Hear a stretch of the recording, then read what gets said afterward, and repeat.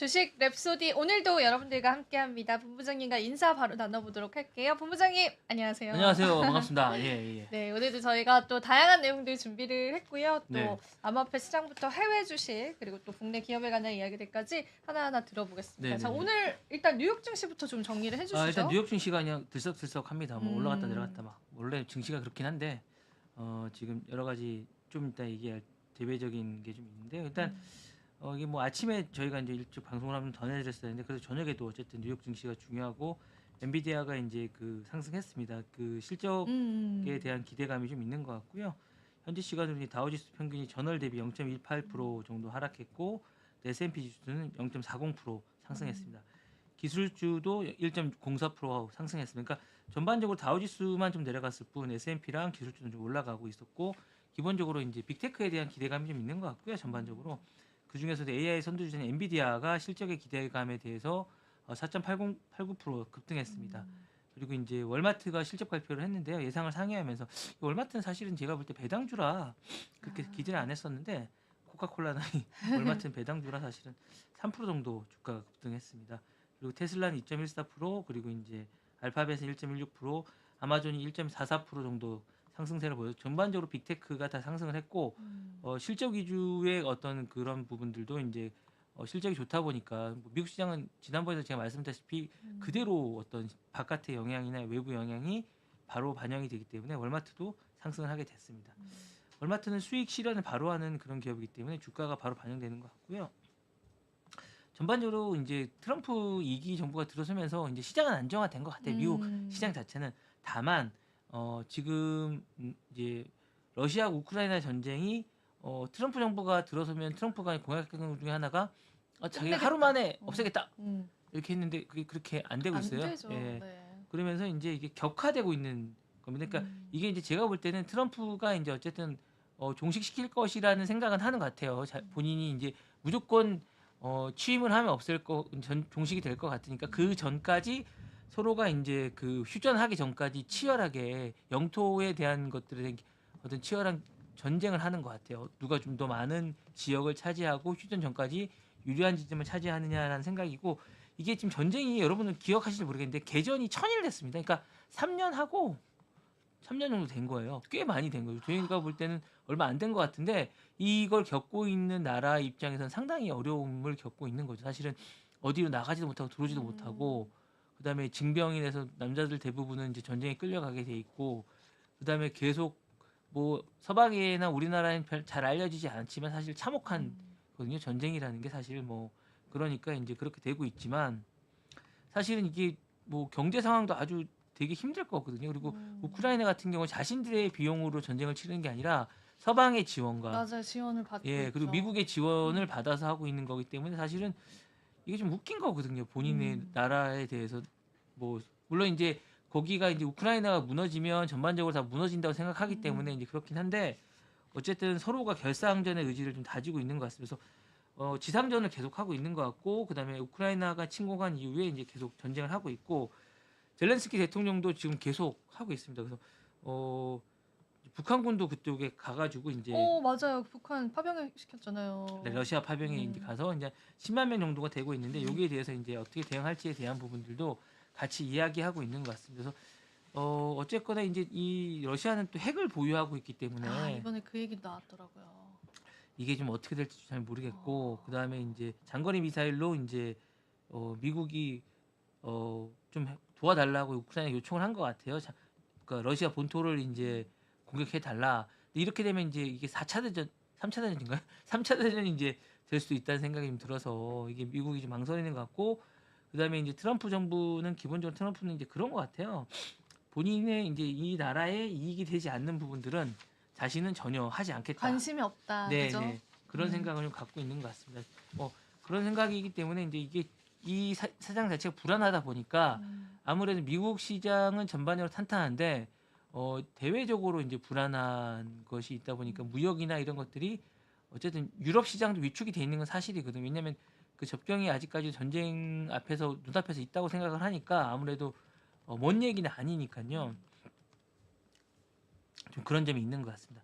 다만 이제 엔비디아는 실적이 저는 어떻게 나올지 정말 좀 궁금해요. 그래서 어쨌거나 3조 5,720억 원으로 이제 시가총액이 이제 다시 됐습니다. 그리고 그 전날 이제 과열 문제에 대해서는 일단은 넘어가는 분위기 약간 그런 분위기 같아요. 어쨌든 하락했던 손실을 많이 한 거 보니까 실적 발표가 이제 그걸 상쇄하고 남을 만큼의 실적 발표가 있지 않겠느냐라고 생각을 하는 것 같습니다. 그래서 20일 날 이제 오늘 저녁이죠. 오늘 저녁에 이제 마감 후에 그러니까 내일쯤 이제 저희가 이제 전해줄 수 있을 것 같아요. 엔비디아가 초미의 관심입니다. 어쨌든 이 엔비디아에 따라서 전반적으로 많은 산업이 재편이 되고 그 발표하는 거에 따라서 향후 계획도 발표할 것 같거든요. 4분기나 내년 초 양산 계획이나 이런 것들도 전반적으로 다 발표할 것 같아요. 블랙웰에 관련돼서도 미국은 뭐 거짓말을 잘 하지 않기 때문에 기본적으로 정확하게 어떤 상황인지 다 얘기할 수 있을 것 같아요.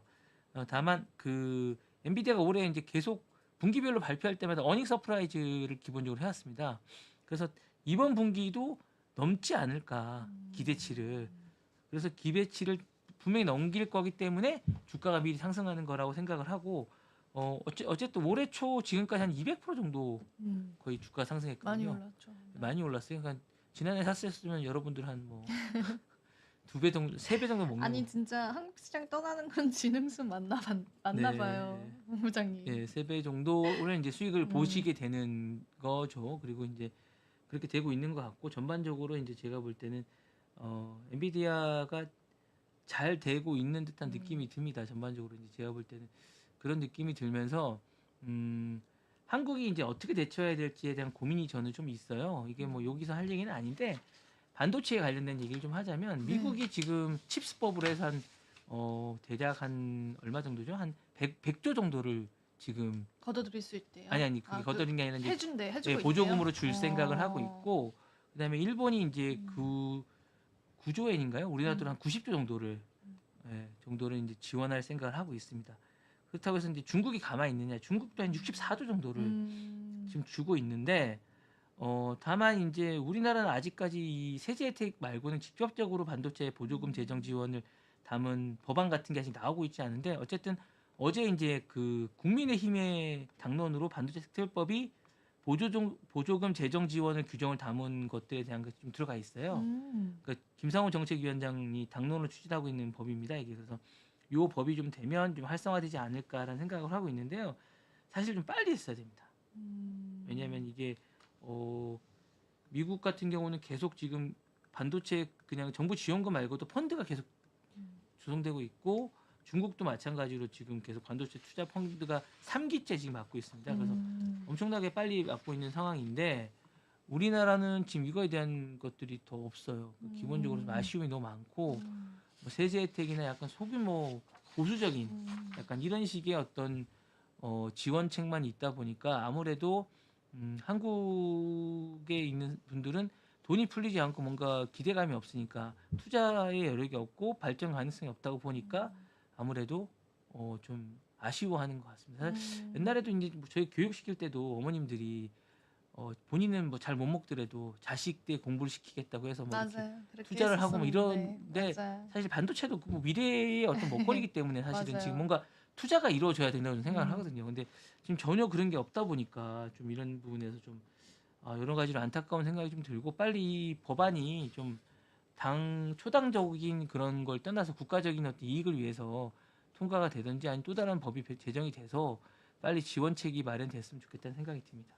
근데 사실 이 반도체가 국가 경쟁력에서 굉장히 중요하잖아요. 네네네.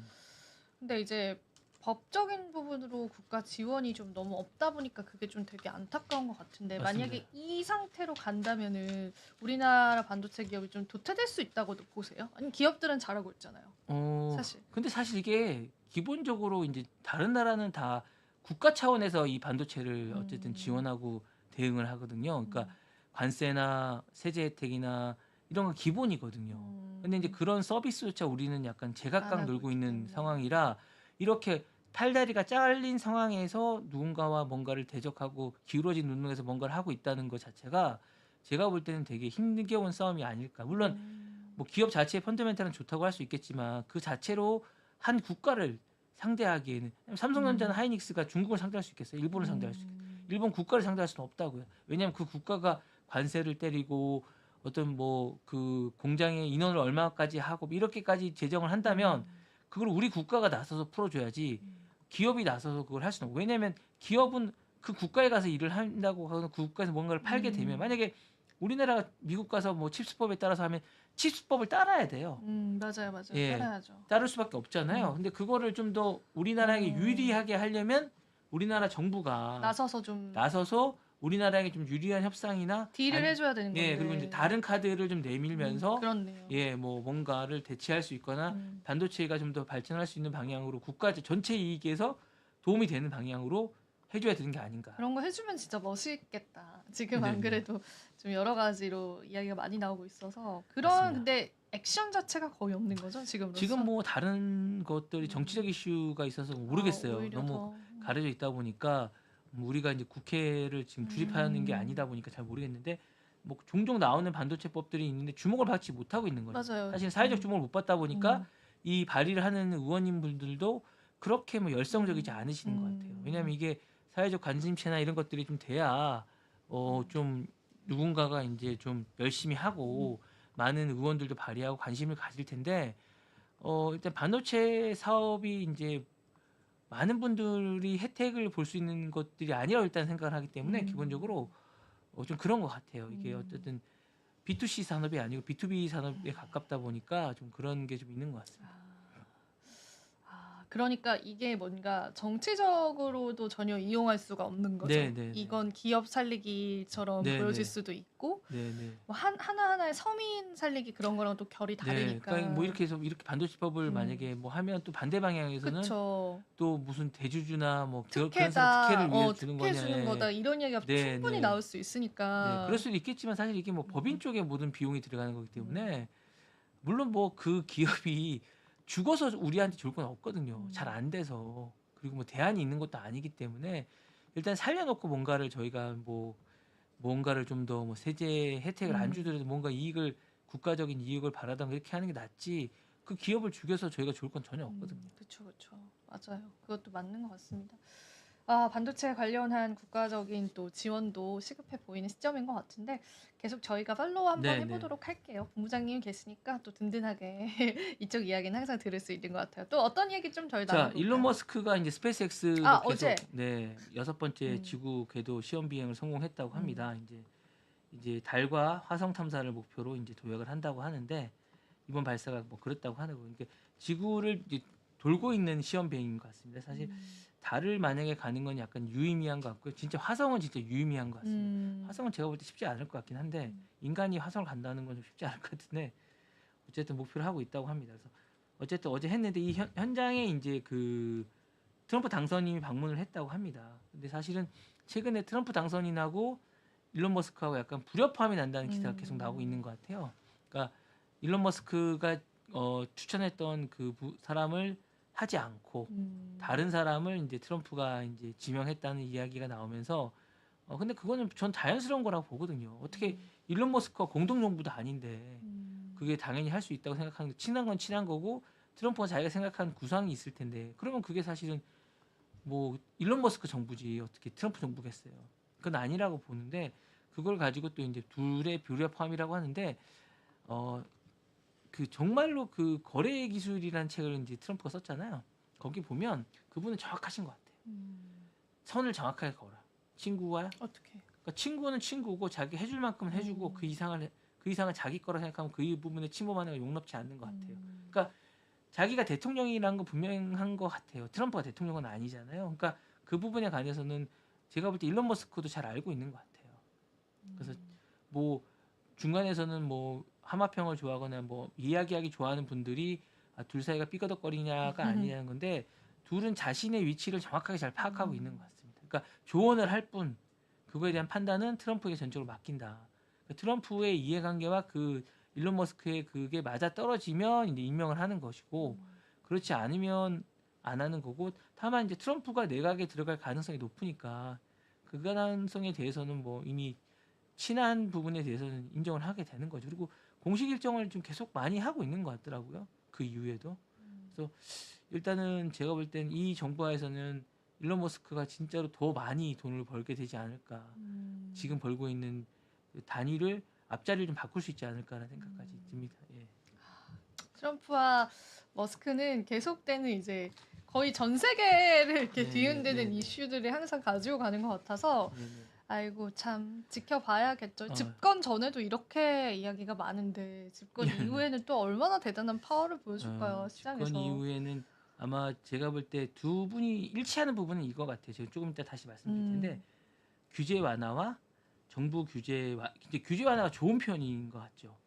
음, 이게 뭐냐면 음, 정부의 기능을 축소하는 거예요. 그러니까 정부의 그 맞네요. 네. 규제 완화를 하겠다는 건 정부의 그 규제를 제거하거나 축소한다는 건데 그럼 정부의 어떤 크기도 줄이겠다는 거거든요. 음, 작은 정부를 지원한다는 거. 음, 그러니까 공무원들을 어, 이제 대량으로 이제 음, 내보내겠다는 어떤 의미도 담고 음. 있는 것 같아요. 썩 좋은 것 같지는 않아요. 그러니까 그런 의미도 있는 것 같아요. 그래서 트럼프의 규제 완화, 정부 구조개혁이라는 단어가 사실은 약간 섬뜩할 수도 있는 부분이거든요. 인사 쪽에서 맞아요. 보면. 그래서 일단은 그렇게 얘기를 하고 있고요. 한 10가지 정도로 이제 여러 가지를 이제 제시한 게 있어서 제가 잠깐 가져와 봤는데요. 연방기관에서 매년 3,000개 규제를 발행하고 이걸로 법률 수익의 10배에 달한다고 얘기를 해요. 이게 근데 이제 이렇게 할 필요가 있느냐라고 얘기를 합니다. 그리고 이 규정에 대해서 이제 좀 더 없애겠다고 얘기를 하고 있고 규정 중에 10%만 그 트럼프는 중요한 규정으로 간주한다고 합니다.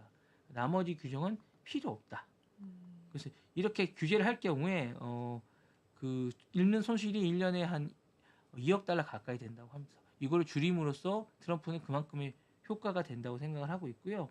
그다음에 비용과 편익에서도 이제 이게 되게 중요하다고 생각을 하는 것 같아요. 그러니까 두 사람 다 이제 그 기본적으로 이제 비용에 관해서 되게 예민한 부분이 있습니다. 그래서 음, 이런 규제를 계속 함으로써 2005년 이후 지금까지 누적된 어떤 어, 잘못된 어떤 세금이 나간 게 한 3조 가량으로 추정을 한다고 하더라고요. 그래서 그 부분에 관해서 트럼프 이번에 바로 잡겠다라고 얘기를 하고 있고 그 다음에 이제 그 절차나 이런 것들도 좀 간소화해서 규제 같은 것들도 풀 수 음, 있는 것들을 너무 지금 복잡한가 봐요. 그리고 소송도 많이 들어오게. 그러니까 그런 걸 간편하게 해서 좀 해주겠다고 얘기하는 거고 요게 이제 중요한데 규제 완화를 이제 초당적으로 하겠다는 거.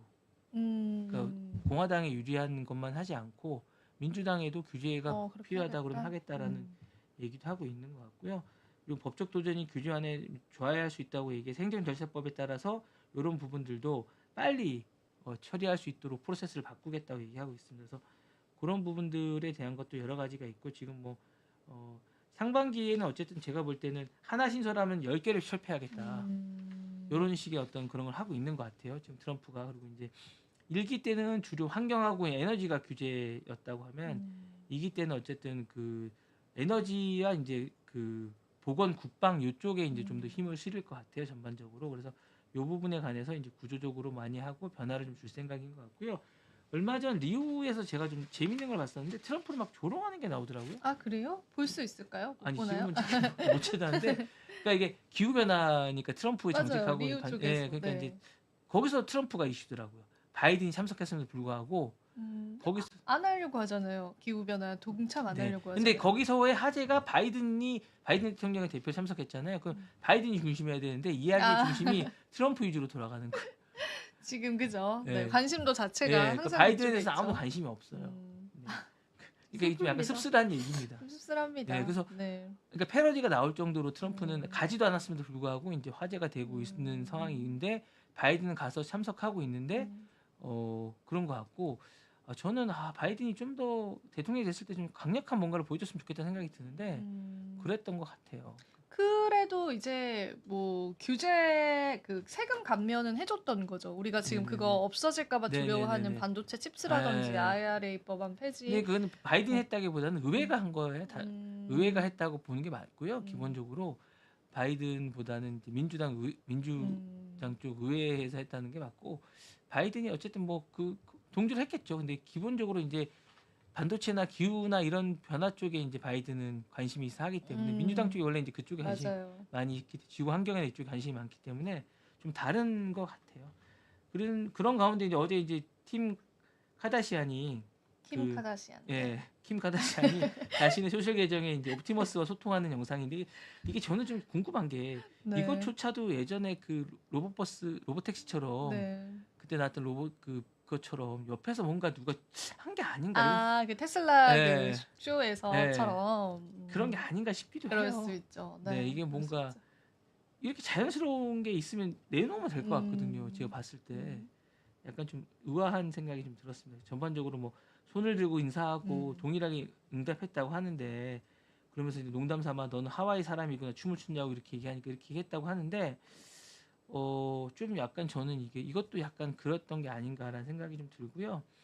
그 다음에 이제 사이버 캡이 이제 어제 선보였다고 합니다. 옵티머스 그래서 운전자가 없고 그냥 타는 건가요라고 얘기하면서 이제 저희가 뭐 이미 예전에 경계톡에서도 말씀드렸던 음, 부분이긴 한데 그 부분에 관해서 이제 좀 이게 사실 상용화가 되지 않았잖아요. 음, 그러니까 이게 좀 뭐랄까 저희가 이제 예전에 보면 상상화 같은 미래의 음, 추구 제가 이제 음. 초등학교 때는 미래 초등하는 그런 상상화를 그리는 걸 비슷한 되지 않은 걸 자꾸 약간 그런 느낌인 거예요. 이게 약간 알고 보니까 뒤에서 누가 조작을 다 해주고 예예예 그런 뭔가 예예 입력어를 다 네 그런 게 입력해주고 아닌가라는 생각이 좀 음, 드는데 어 정말 여기가 먼저 하겠지 누가 먼저 할지 모르겠지만 어쨌든 이런 음, 것들 해서 그런지 어제 또 상승을 했습니다. 테슬라는 음, 상승을 했고 기본적으로 어제도 이제 전기차는 전반적으로 혼조세였습니다. 보니까 리비아 같은 경우는 올랐지만 또 다른 뭐 것들 뭐 니콜라 같은 것도 떨어지고 이렇기 때문에 전반적으로 지금 어 주식이 전기차 같은 음, 경우는 테슬라 1강 나머지 몇 약, 몇 중 아, 몇 약 이렇게 나눠지는 것 같아요. 미국은 아, 예전부터 그랬지만 더욱더 그게 공고해지고 있는 것 같고 음, 그렇기 위해서 제가 볼 때는 조만간 이 전기차 시장도 미국 내 전기차 시장도 재편되지 않을까. 이미 그러니까 테슬라가 점유율이 되게 많지 예, 않아요? 그러니까 이게 이미? 제가 볼 때는 전기차 부분들이 많이 이렇게 합병 같은 거를 아, 그렇게 해서 예, 이제 합병 같은 걸 합심을 해서 해서 이제 어, 테슬라에게 음, 대응할 수 있는 그런 힘을 키우지 않을까. 해외 음, 상용차와도 이제 이미 음, 니콜라가 아니죠. 예, 리비아는 그렇게 하기로 했던 것들이 이미 발표됐기 때문에 기본적으로 두 상용차들하고 같이 하는 그런 시너지 같은 그런 것들이 계속 나오지 않을까라는 생각이 계속 됩니다. 그리고 기본적으로 지금 전기차가 테슬라 말고는 자금난에 시달려요. 왜냐하면 음, 별로 사지를 않아요, 사람들이. 지금 캐즘 그 수요가 안 들어오잖아요. 네, 그리고 이제 기본적으로 이제 사지를 않으니까 음, 테슬라는 검증이 돼서 사고 그 다음에 테슬라 사고 나서 나중에 중고차로 팔 때도 편하거든요. 브랜드가 있어서 나머지 차들은 불안해서 못 사는 것 같아요. 예, 음, 브랜드 자체에 대한 그리고 사는 방법도 어렵고 어떻게 사야 될지 모르시잖아요. 맞아요, 예, 몰라요. 테슬라는 어쨌든 홈페이지 들어가서 사면 되는데 나머지는 어떻게 사야 될지 잘 모르시겠잖아요. 저는 홈페이지 가서 사는 거 처음 봤습니다. 맞아요. 보통 우리 그 딜러 통해서 네네네. 사잖아요. 그런데 이제 그렇게 사더라고요. 예. 음, 그리고 이제 그 다음 소식은 이제 뭐 우리 전문가이신 비트코인이 사상 최저가를 뭐 기록했습니다. 전문가라고 하십니까? 이게 94,000원을 넘겼나요? 예, 맞아요. 94,000달러 찍었습니다. 네, 그래서 이제 간밤에. 뭐 대단한 것 같고요. 제가 이제 그거 보면서 지난번에 이제 그 7월에 내슈빌에서 비트코인 2024 열려서 아, 트럼프도 참석했잖아요. 네네네네네네. 그때 이제 기사들을 좀 보니까 이게 이제 내년 우회가 이제 추구되면 그때 한번 말씀하신 건데 금을 이제 가지고 있는 미국에 있는 금을 가지고 있는 예, 걸 맞아요. 비트코인으로 바꾸겠다. 네. 그때 바꿨어야 되는데 제가 볼 때. 지금 너무 비싼 그쵸. 거 아닌가요? 맞아요. 지금 좀 많이 비싸기는 예. 하죠. 네. 근데 어쨌든 금도 유한한 거고 이 음, 비트코인도 유한한 거니까 가치는 있을 것 같은데 금은 최소한 쓰이긴 하잖아요. 어디다. 맞아요. 어디 금속이 많이 쓰이긴 음, 하는 제품이다 그럼요. 보니까 뭐 고가의 광물이라고 할 수 있는데 비트코인 쓰이는 게 없지 않나요? 가치로서 쓰이는 거죠. 가치로. 그냥. 희소성? 네, 희소성 가치. 뭐 시장에 형성된다는 게 가치로서 쓰이는 예. 거죠. 없어요. 쓰이는 거. 그러니까요. 아니 저는 이제 그게 화폐로서의 어떤 그러니까 기존에 우리가 생각하는 어떤 아, 화폐의 화폐로서 엘살바도르에서 쓰고 있긴 하죠. 아니 그런 화폐로 화폐가 아니라 쓰이긴 하죠. 화폐라는 게 어떤 음. 우리가 이제 화폐를 아, 예전부터 정의할 때 경제학에서 화폐를 음. 정의할 때 보면 어떤 물건과 물건을 이제 두 개를 물물 교환을 등가를 할 수 있는 맞아요. 등가 거잖아요. 교환을 예, 하는 어떤 거죠. 정도의 맞아요. 영향력에 어떤 정도의 음, 이 가지고 광물이나 있느냐. 이것이 영향력을 음, 발휘하고 시장에서 효과가 있고 이걸 음, 샀을 때 얼마만큼 쓸모가 있냐를 지금 등가를 음. 따지는 거잖아요. 사실 비트코인은 아무 쓸데기 소용 없는 거죠. 그렇지 않나요? 아 죄송합니다, 제가. 약간 난 지금 제가 혹했어요. 혹시 우리 코인 투자자분들이 막 악플을 다실까 봐 순간 이제 네. 쓸모 아니 있습니다. 그런 생각이 네. 문득 들었어요. 그럼요. 이제 네, 예. 당연히 드실 수 있죠. 네네. 네. 그러니까 투자를 안 하는 입장에서는 그런 게 그럼요. 아닐까라는 생각이 그래서 들어요. 사실은 지금도 이제 그런 가치를 못 받아들이시는 분들이 많아서 저게 네. 뭐야? 그 저거를 왜 등가가 투자해? 안 되는 것 같아요. 그 등가 보통 이제 화폐라는 게 맞아요. 어떤 물건과 물건을 물물 교환을 편하게 위해서 만든 거잖아요. 우리 음. 화폐가 그거를 너무 무거우니까 우리 음. 사랑가마니 하고 뭐 다른 어떤 농기계 하나를 두 음. 개를 들고 다니면 계속 바꿀 수는 없으니까 맞아요. 그리고 그 가치를 하나하나 매기자고 해서 화폐를 만든 거잖아요. 음. 근데 그랬을 때 이거는 어쨌든 금은 광물로서 어떤 가치가 얼마라고 매년 행상이 되는 있는데 거잖아요. 우리가 이제 전 은도 마찬가지고 광물은 쓰이니까 구리도 마찬가지고 그런 거라 보는데 제가 볼 때 이건 잘 모르겠는 거죠. 마치 기념주화 같은 느낌? 맞아요. 그럴 수 있겠어요. 그죠? 네, 기념주화 같은 느낌? 약간 음. 2달러 같은 느낌? 모르겠습니다. 그래서 뭐 아무튼 뭐 맞아요. 맞는 말이에요. 네네. 또 다른 의문은 아니 없으셨나요? 그래서 이제 그런 네. 부분들이 좀 의아해했는데 이게 이제 누군가 시장을 잘 만들었다는 생각이 생태계를 잘 만들었다는 생각은 아, 들어요. 생태계가 잘 됐죠. 네. 빠르게 네, 형성이 생태계가 잘 됐어요. 됐고 인간의 욕망을 예전에 뭐 누가 얘기할 때는 네덜란드 튤립 사건하고 비슷하게 비교를 하시던데 맞다. 예, 그거하고 비슷하게 폭등하고 이게 수요 공급의 그거를 누가 잘 만든 것 같고 사토시가 어쨌든 그걸 제한적으로 하고 반감기를 만들어 놓은 건 되게 잘한 것 같아요. 그게 정말 놀랍지 않아요? 네네. 그렇게 천재적인 설계를 했다라는 게 네, 처음부터. 천재적인 것 같아요. 그래서 일찍 오래 살지는 못했을 것 같은 생각이 들기는 합니다. 이 세상 살아계시는지 안 살아계시는지도 사실은 몰라서 예, 예. 살아계셨으면 좋겠습니다. 근데 그 제네시스 지갑이라고 해서 최초에 생성된 그 지갑이 움직이고 있지가 않아요. 그 이후로. 그래서 그러면 그 지갑에 비밀번호 아는 사람은 부자가 되겠네요? 근데 절대 아마 그 제가 알기로 보안이 굉장히 강하다고 알고 있어서 그게 절대 쉽지는 않다라고 알고 있습니다. 네네. 아 그렇군요. 네. 그래서 저희가 또 시간이 네, 하셔야 훌쩍 됩니다, 지나서 얼른 해볼게요. 얼른. 네. 35분까지 아닌가요? 30분까지예요. 아, 오늘은. 그래요? 네. 그래서 알겠습니다. 얼른 해볼게요. 네, 해주십시오. 일단 속보 하나가 떴어요. 민주당에서 가상자산 과세를 유예 없이 5천만 원으로 가닥을 잡았다라는 이게 뭡니까? 속보가 떴어요. 세금 걷겠다는 세금을 거예요. 5천만 원씩 이익을 보면 네, 5천만 국민이 원 내셔야 되는 건가요? 아니요. 저는 아직 멀었어요. 아직 멀었는데 네. 이게 원래는 예전에는 뭐 200만 원대였어요. 그러니까 약간 말도 안 되는 거죠. 지금 해외 주식이 제가 알기로 세금 진짜 많이 매기는 걸로 알고 있거든요. 네. 한 달에 몇백만 원 이상 벌면은 네. 50% 정도를 아니 이걸 불로소득으로 생각하는 건가요? 증권은 안 매기지 않나요? 아니요, 해외 주식 지금 매기고 있어요. 해외 주식 24% 정도 매기는 걸로 제가 알고 있는데 수익이 많이 날 때마다 매겨요. 그렇게 많이 나는데 매겨요. 그래서 이제 그걸 증여하는 방식으로 많이 하시더라고요 보니까. 증여도 많이 하고 뭐 근데 그게 다 사실 그런 거잖아요.